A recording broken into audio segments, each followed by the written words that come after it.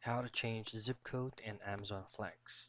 The first things first, you have to keep in mind that if you or if this is the first time that you register or apply as a driver in Amazon Flex, then you cannot change your zip code right away. You must at least complete one specific booking for you to be able to have access to this option.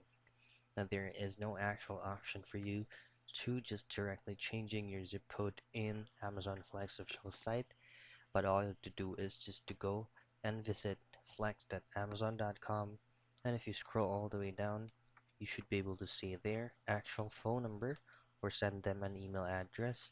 Once you have completed a specific booking, that's the time that you can change and send a request to change your zip code. So that's it. That's how you change the zip code in Amazon Flex.